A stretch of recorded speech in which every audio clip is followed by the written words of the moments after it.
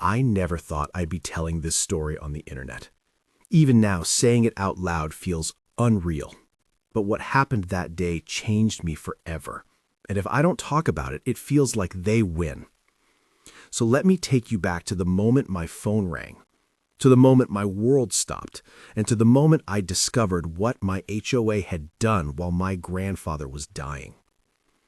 It was a quiet afternoon, one of those days where nothing feels urgent, where time seems slow and ordinary. My grandfather had been staying with us for a few weeks. He was old, fragile, but sharp-minded. He used to sit near the window, watching cars go by, telling me stories from decades ago, stories about sacrifice, about responsibility, about doing the right thing even when it's inconvenient. I didn't know that would be the last lesson he'd ever give me. That afternoon, he suddenly collapsed. At first, we thought maybe he had fainted. Then we saw his face. The color was wrong. His breathing was shallow, uneven, like he was fighting something we couldn't see. Panic hit instantly. Someone yelled to call an ambulance. My hands were shaking as I dialed emergency services, trying to stay calm while explaining our address, our gated community, our HOA-controlled neighborhood. The dispatchers said help was on the way. Those words should have been comforting. They weren't. Minutes passed, then more minutes. Every second felt heavier than the last. I kept looking out the window, waiting to hear sirens. Nothing. My grandfather's chest rose and fell slower now. His eyes were half open, unfocused. I held his hand and told him help was coming. I told him to stay with us. I told him everything would be okay, words I desperately wanted to believe. Then my phone rang again. It wasn't the hospital. It wasn't another family member. It was the paramedic. His voice was tense, professional, but strained. He asked me a question I will never forget. "Sir, is there another entrance to your neighborhood?" My stomach dropped. He explained that the ambulance was at the gate, but they couldn't get through. The security barrier was down. The keypad wasn't working, and security had refused to lift the gate without HOA authorization. HOA authorization. I couldn't even process what I was hearing. I told him this was a medical emergency. I told him my grandfather was dying. I told him to break the gate if they had to. There was a pause. Then he said something that still makes my blood boil. They told us we're not allowed to enter without clearance. I ran outside. I sprinted down the street toward the entrance, my heart pounding louder than my footsteps. When I reached the gate, I saw it. An ambulance, lights flashing, sirens muted, completely stopped. Behind the glass booth sat the security guard, arms crossed, staring at a clipboard like this was just another routine afternoon. I yelled. I screamed. I begged. The guard said he had orders. Orders. Orders mattered more than a human life. I demanded he open the gate. He said the HOA president hadn't approved emergency access yet. I ran my phone and started calling HOA board members. No answer. Voicemail. One of them actually texted back, and I swear this is true. Please use proper procedure. Proper procedure.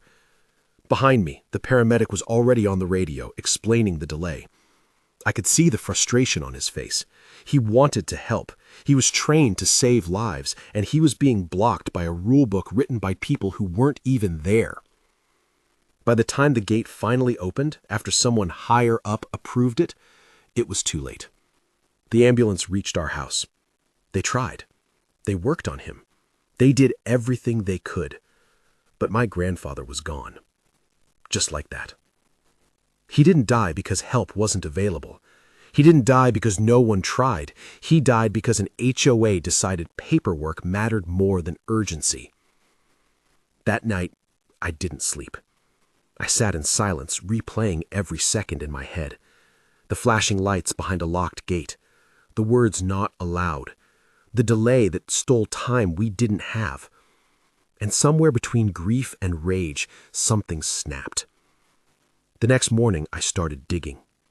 I requested gate logs. I demanded security footage. I filed formal records requests, and what I found made things even worse. The HOA had received the emergency alert. They knew an ambulance was coming. They chose to follow protocol instead of overriding it. Worse, this wasn't the first time. I discovered complaints, emails, prior incidents where emergency responders were delayed because of policy, all quietly buried, all ignored. That's when I stopped being quiet. I contacted a lawyer. I contacted local officials. I contacted the media. I showed them the footage. I showed them the timestamps. I showed them how long that gate stayed closed while my grandfather was fighting for his life. The HOA tried to deny it. Then they tried to minimize it. Then they tried to shift blame onto security, then onto the ambulance service. None of it worked. Public pressure exploded. News stations picked up the story. People were furious.